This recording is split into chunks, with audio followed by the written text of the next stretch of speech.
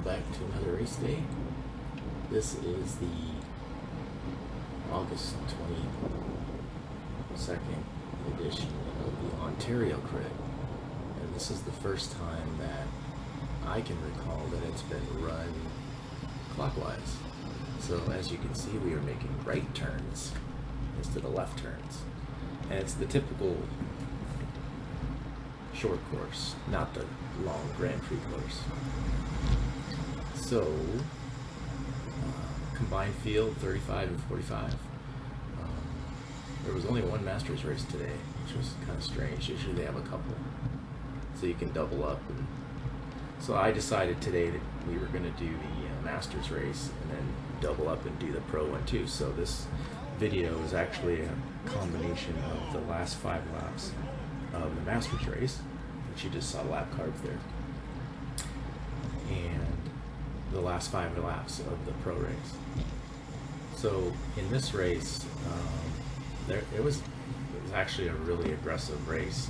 Our race was shortened a little bit by 10 minutes because there was a big crash in the race right before ours, right after the finish line, and they had to bring an ambulance on the course to remove the riders, or a rider that was got his bell rung pretty good.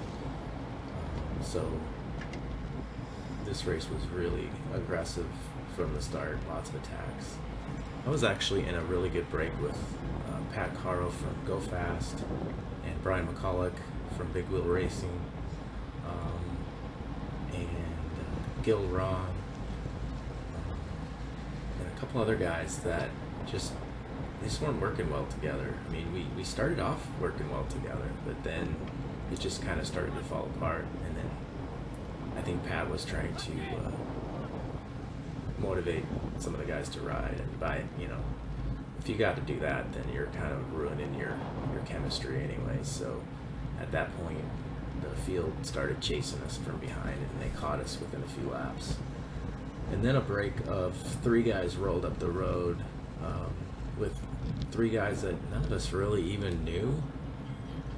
And so we didn't respect them, or I guess the group didn't respect them enough to chase them back. Because normally, most of the breaks got brought back pretty quickly. But in this case, they rolled off and stayed off. By the time we got to the point where we started chasing in earnest to try to bring them back, it never really happened. So at this point, we realized that we weren't going to bring them back. So I do have one teammate with me. Actually, I have 2 teammates, but John Lance was racing 35s, and Bart Clifford was racing 45s with me. So I was hoping that one of these teams would do a lead out to try. I was thinking maybe Axiom was going to do a lead out for Ryan Doris, or Majestic was going to do a lead out for Ronnie Chalk. And since we're undermanned today, we're hoping to take advantage of that. But it just never happened. So Go Fast has a guy in the break. He actually ended up winning the race. He's really strong. That's Pat Caro right in front of me, and he's, they're trying to not bring the break back, obviously, because they're 2 teammates up the road. So normally Pat would be doing a pretty fast turn on the front to lead out Max Hernandez, who's their sprinter, or John Garbo. I didn't realize that John Garbo had slipped off, and he's actually up the road in front of us. I had no idea. It was kind of confusing because you got mixed fields, and sometimes it gets a little confusing as to who's up the road and who's not, who to chase. So I mean, usually in cases like this, you just race to win the race outright, and then you can't go wrong. So there goes Ben Mark, Seth Ben Mark's cousin. If anybody knows him from UCI Pro Racing, Pro Tour, Seth Ben Mark's one of the classics riders. It's his cousin Ben on the front taking a hard pull. Ben's really strong. Didn't really have any help, so Pat's not going to pull through. He's going to pull through, but he's going to pull through just steady. I don't know what stage 2's doing. They had a few guys in the field, but they were active early on, but in the last few laps they didn't really do much. So I'm kind of in a quandary right here. Oh, there goes Brian McCulloch. So he finally goes, you know what? I'll bring it back. So he goes to the front, takes a really hard pull. There's Max Hernandez. I'm not sure what the name of the stage 2 rider was, but he was pretty aggressive, pretty scrappy. I'm not sure how he finished in the sprint. We ended up winning the pack sprint. I just kind of gave up my chances and did a full lap, or a half a lap lead out for Bart. I'll kind of tell you what happens in the last lap. It's one of the Axiom riders is Ronnie Toth, who has a full disc wheel in the back, and he goes off on Bell Lap, and he's definitely strong enough to stay off. So I went after him thinking that he's gonna pull really hard all the way to the finish. That's him. No, he's not up front yet. Here we're going into Bell Lap, so I want to stay right in front. I know Bart's right behind me. He's been talking in my ear. I don't want to go this early, but I do want to stay towards the front and not get swarmed. So I'm hoping some. You're gonna see Ronnie Toth. Yeah, there goes Ronnie. So Ronnie with his full disc goes attacking for a last lap flyer, and then this kind of helps me get at least close to him. And Bart's on my wheels, so I mean, we're at this point we're racing for 5th place. So you know, I look at it like this: you're training for a finish in a real race. It's a good practice to work on doing your lead out and your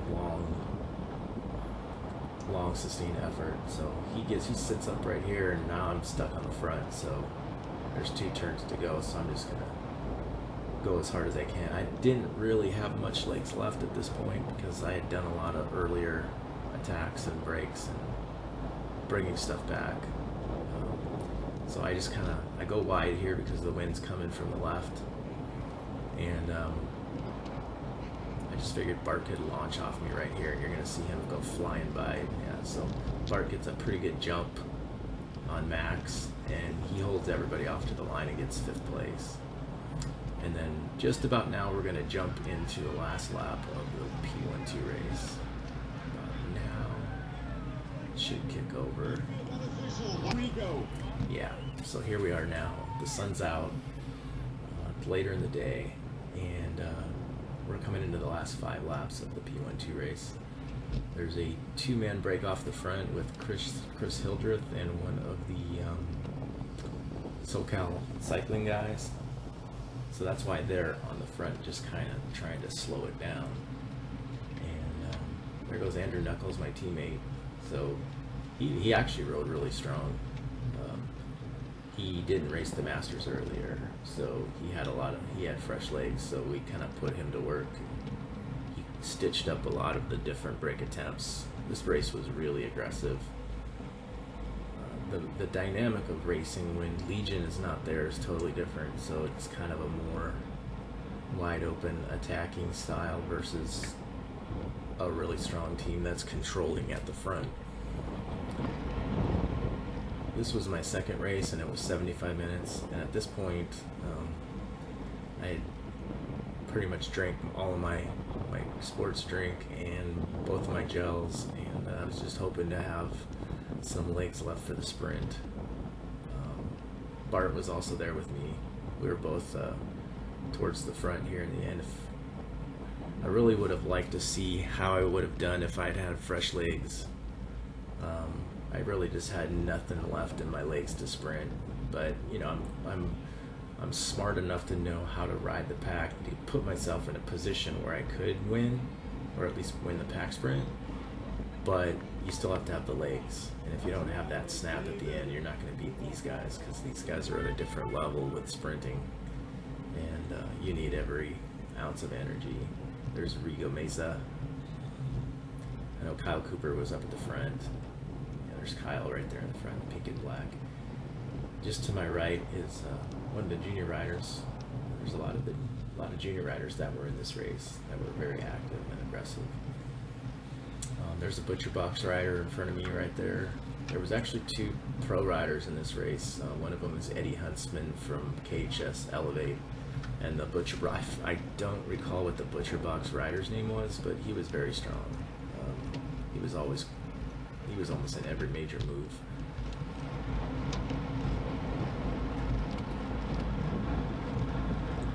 This was the tailwind section on the back. Every lap we were doing 34, 35 miles an hour. You can see we're doing 35 here.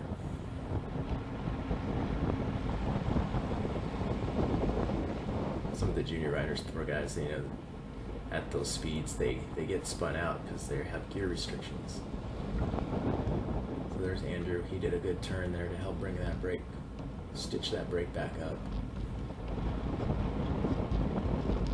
We never did catch the two guys that stayed off the front. Chris Hildreth from Guillotine ended up winning the race. But you know, for me, this is good training. You know, when I get into the big races where I really need to do well. And there goes Rigo and Brian. Oh my goodness, and a giant move from Isa with 3. A few laps to go here. There's Bart. There goes Ronnie. I just, at this point, I'm just kind of, I feel the race going up the road. I kind of felt like I wanted to quit right here. My legs were just, there's Eddie Huntsman. I just wasn't feeling great. But then I got into this tailwind section here and was able to recover a little bit for the last couple laps, and then I was able to move back up front and put myself in a position to where if I couldn't at least try to sprint, I could help get Bart up there. But we were both in a position where we could have had really done well had I had the legs to do it, but I just didn't.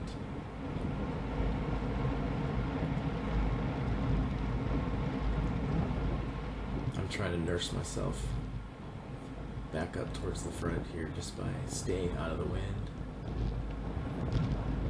The wind was coming from right to left, I believe. Sorry, left. Yeah, no, it was on our right shoulder going left, so we turned into a headwind. So the finish was a headwind.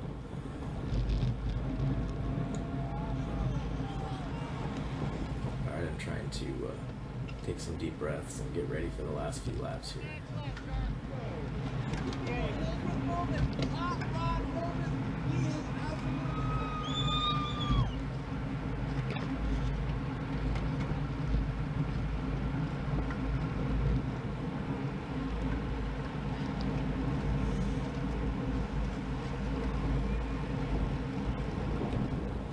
The SoCal cycling guys did a pretty good job of blocking for their guy that was off the front.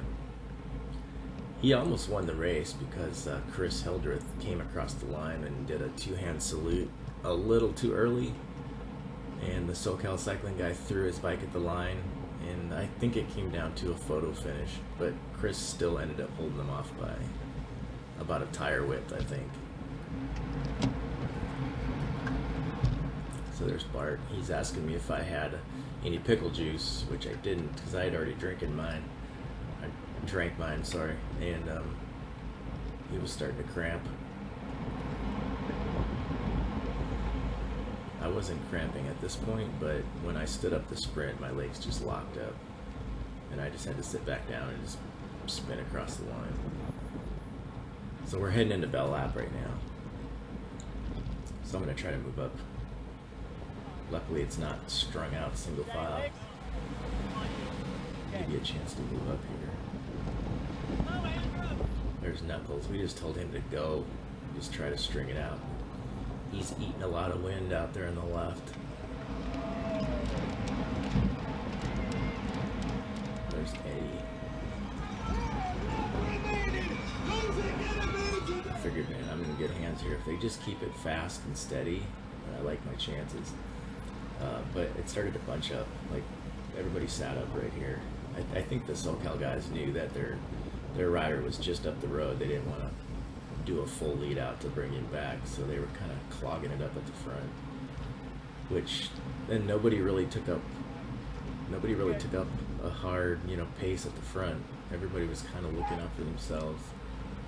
So it really got bunched up right here.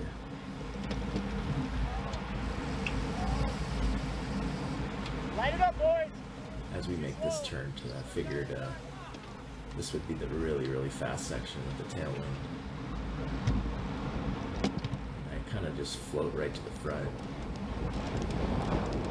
If I had any legs right now, I would have just gone and just gone full gas with try to take Bart up there. But, so as you can see, I'm still in a pretty good position. You know, it would have been nice to have some legs because this is where I'm at my best.